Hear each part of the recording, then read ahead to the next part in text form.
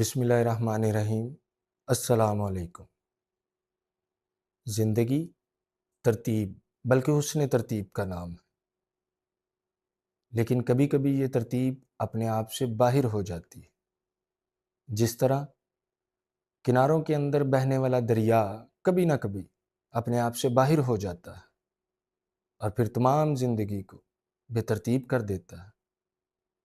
بے ترتیب ہونا عناصر کے پریشان ہونے کا ایک مظاہرہ ہوتا ہے، ایک وارننگ ہوتی ہے کہ محفل احباب ہمیشہ ترتیب میں قائم نہیں رہتی۔ حلقہ دشمناں بھی ترتیب سے باہر ہو جاتا ہے اور پھر انسان بیٹھے بیٹھے اپنی نگاہوں میں بدل سا جاتا ہے۔ جن باتوں پر پہلے افسوس ہوتا تھا اب ان پر افسوس نہیں ہوتا۔ انسان سوچتا رہتا ہے، انسان جان چکا ہوتا ہے کہ حسن ترتیب عارضی ہے، بندشیں ٹوٹ جاتی ہیں، تسبیح کے دانے بکھر جاتے ہیں اور انسان سوچتا رہتا ہے کہ ضبط بے ضبط ہو گیا، احتیاط بے احتیاط ہو گئی، شیرازہ حالات اور شیرازہ خیالات منتشر ہو گئے۔ انسان گرے ہوئے موتی چنتا ہے اور پھر ان سے خیالات کی تسبیح کو مرتب کرنے کی کوشش کرتا ہے، لیکن اب کہاں؟ بے ترتیبی انسان کو اپنی گرفت میں لے لیتی ہے اور وہ روتے روتے ہنس پڑتا ہے، ہنستے ہنستے رو پڑتا ہے۔ مانوس اور مرغوب مقامات اور افراد اور کیفیات سے گریزاں ہو جاتا ہے۔ جب خیال کی بندش ٹوٹ جائے تو عمل کی ترتیب بھی قائم نہیں رہ سکتی۔ کبھی باقاعدگی کو کامیابی سمجھا جاتا ہے اور کبھی بے قاعدگی کو پسند کیا جانے لگتا ہے۔ جب خیال بے ترتیب اور منتشر ہو جائے تو اظہار، بیان اور تحریر میں ربط ختم ہو جاتا ہے۔ کوئی سرا کسی سرے سے نہیں ملتا اور پھر جن اینٹوں سے خوبصورت مکان بنائے گئے ہوں وہ ربط سے بے ربط ہو کر ملبے کا ڈھیر بن جاتی ہے، واضح غیر واضح ہو جاتا ہے۔ اور اسی کیفیت میں نے سوچا کہ ایک مضمون لکھا جائے، لیکن پھر میں نے چاہا کہ مضمون نہ لکھا جائے، آج یوں ہی بس بے ترتیب باتیں کی جائیں۔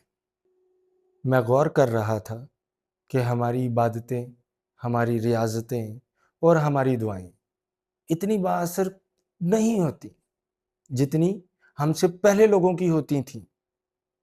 گزشتہ زمانے کے لوگوں کے حالات اتنے خوشگوار نہیں تھے جتنے آج کل کے ہیں۔ آج ایک چھوٹا کاروبار کرنے والا، ایک چھوٹا سرمایہ دار اپنے پاس اتنی دولت رکھتا ہے کہ شاید کسی مغل بادشاہ کے تصور میں بھی نہ ہو۔ ان کے حالات بہت خوشگوار تھے، لیکن ان کے پاس اے سی نہیں تھے، ان کے پاس فون بھی نہیں تھے، سفر کرنے کے لیے گاڑیاں اور جہاز بھی نہیں تھے، ان کی تو سڑکیں بھی برائے نام تھیں، لیکن وہ سفر کرتے تھے، گھوڑوں پر سفر کرتے تھے، ہاتھیوں پر سفر کرتے تھے۔ وہ لوگ گھوڑے دوڑاتے تھے اور خوش تھے۔ اور آج کا انسان اتنی سہولتوں میں رہتا ہے، اتنی آسائشیں میسر ہیں، لیکن دل بجھا ہوا ہے۔ شاید آج کے انسان کو بے ترتیبی نے اپنی لپیٹ میں لے لیا ہے اور کثرت مقاصد نے آج کے آدمی کو جکڑ کے رکھا ہوا ہے۔ ہر چیز نقلی اور سطحی ہوتی جا رہی ہے۔ کسی زمانے میں اگر کوئی درد کی فریاد اٹھتی تو سارے زمانے میں احساس کی لہر دوڑتی۔ آج لوگ گھر سے بے گھر ہو گئے، پانی کی نظر ہو گئے ہیں، لیکن عیاشیوں کی رفتار میں کوئی فرق نہ آیا۔ ہم لوگ ترتیب کی سب حدیں روندنا چاہ رہے ہیں۔ کل تک بیٹی کی رخصتی ایک درد کا سما تھا۔ جب ماں بیٹی ملتی تو کہتے ہیں آسمان کے کنگرے ہل جاتے، لیکن آج کوئی فرق نہیں پڑتا۔ آج رخصتی کے وقت دلہن رو نہیں سکتی، اسے پتا ہے رونے سے اس کا ہزاروں روپے کا میک اپ خراب ہو جائے گا۔ ایک نقلی چہرے کو اصلی غم کے اوپر چڑھا دیا جاتا ہے، کیفیت کی ترتیب کو بے ترتیب کر دیا جاتا ہے۔ شاید آج کا دور کیفیات شکن ہے، دشمنیاں، دوستیاں، یارانے، وفا، استقامت، سب کی ترتیب بدل گئی ہے۔ مسجدیں بڑھ گئی ہیں، نمازی گھٹ گئے ہیں، اور مسجدوں کے مینار اور گنبد اپنے پرانے اور پرخلوص انداز سے ہٹ گئے ہیں۔ لاؤڈ سپیکر کا شور ہے، تبلیغ کا زور ہے، مسلمانوں کو مسلمان ہونے کی تبلیغ کر رہے ہیں۔ جس کا جی چاہے اٹھ کھڑا ہو اور ایک رٹی رٹائی تقریر دے مارے۔ بے بسی ہے، وقت قیام بھی سجدے میں گزارا جاتا ہے۔ زندگی کسی اور رخ پر جا رہی ہے اور تبلیغ کسی اور رخ پر۔ ہم بیان کرتے ہیں کہ آقا جان صلی اللہ تعالی علیہ وسلم کی زندگی بہت سادہ تھی۔ آقا جان صلی اللہ تعالی علیہ وسلم نے کھجور کی چٹائی بنائی، کھجور کی چٹائی سے بستر بنایا، آپ کا لباس مبارک اس میں پیوند تھے۔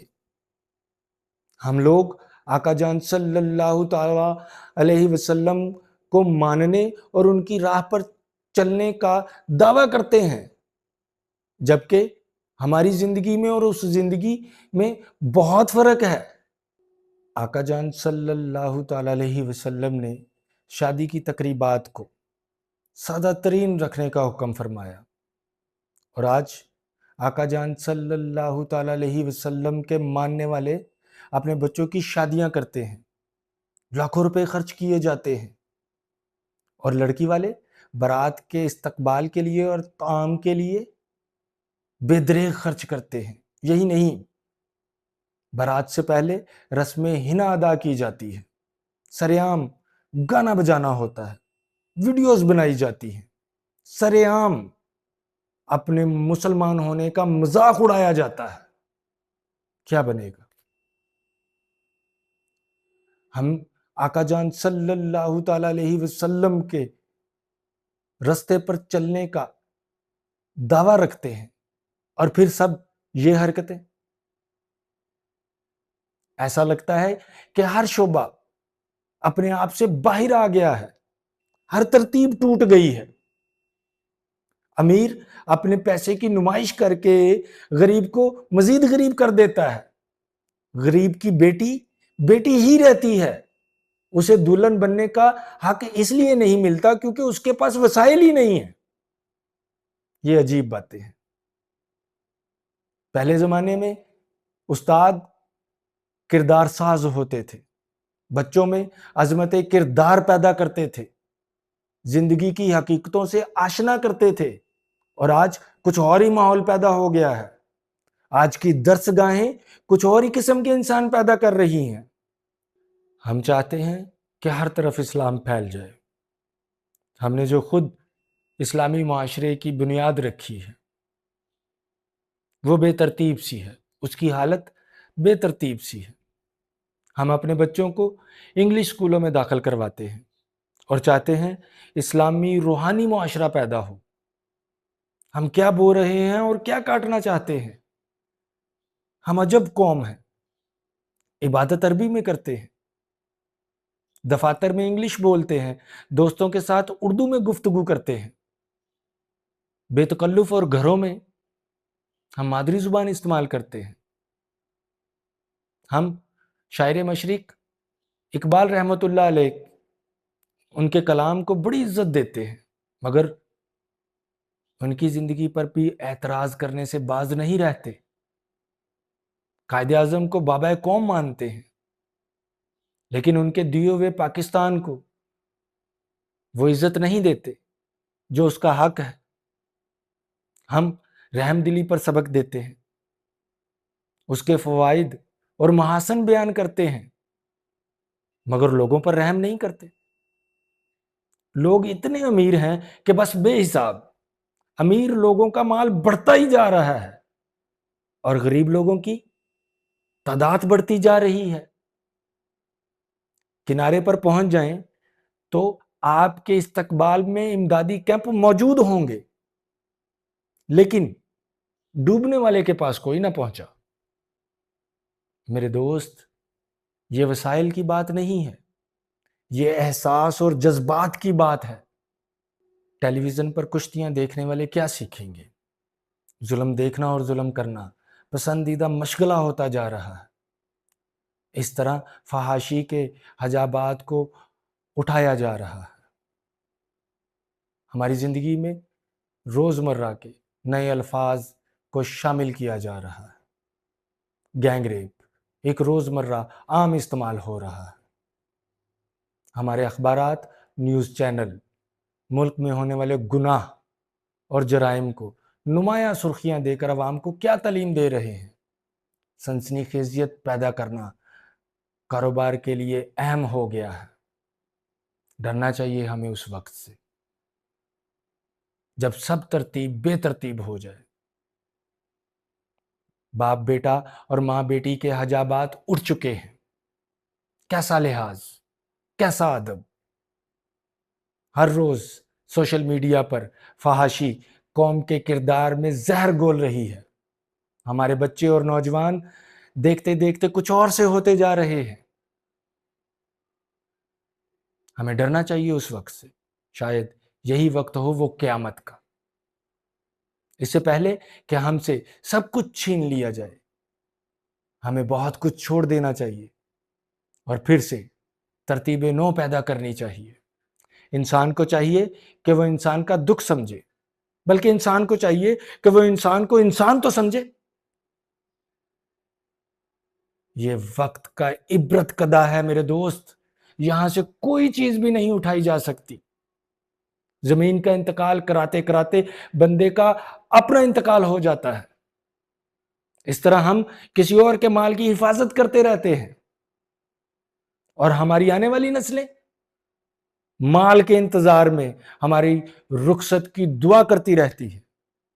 کیا ایسا نہیں ہو سکتا کہ جو ہو رہا ہے وہ نہ ہو، یا جو نہیں ہو رہا وہ ہونا شروع ہو جائے؟ کیا ہم پھر سے ایک وحدت میں پرو دیے جائیں؟ کیا تمام علماء اور تمام مشائخ اکٹھے نہیں ہو سکتے؟ کیا اس قوم کو وہ وقت نہیں مل سکتا جس کے آنے کی دعائیں کی جا رہی تھیں؟ کیا وہ قربانیاں جو شہیدوں نے پیش کی ہیں ان کو رائے گاں ہونے سے بچایا نہیں جا سکتا؟ کیا قوم حاکموں اور محکوموں میں تقسیم ہو جائے گی؟ اسے امیر اور غریب میں بٹ جانا چاہیے؟ نہیں، یہ سوچنے کی بات نہیں میرے دوست، یہ اس کے فضل کے انتظار کا وقت ہے۔ ہم ایک دوسرے کو نقصان پہنچانے کے عمل سے ملک کو نقصان پہنچا رہے ہیں۔ ملک ماں ہے، اس کا ایک بیٹا مرے یا دوسرا برابر ہے۔ اب ملک اور قوم کسی بھی صدمے کے متحمل نہیں ہو سکتے۔ اللہ سے دعا ہے کہ وہ ہمارے ملک پر رحمت نازل فرمائے، ہمارے لیے آسانیاں کرے، ہمارے جو حاکم ہیں ان کے لیے آسانیاں کرے، ان کو صحیح فیصلے کرنے کی توفیق عطا فرمائے۔ آمین یا رب العالمین۔ اپنا خیال رکھیے گا۔ اللہ حافظ۔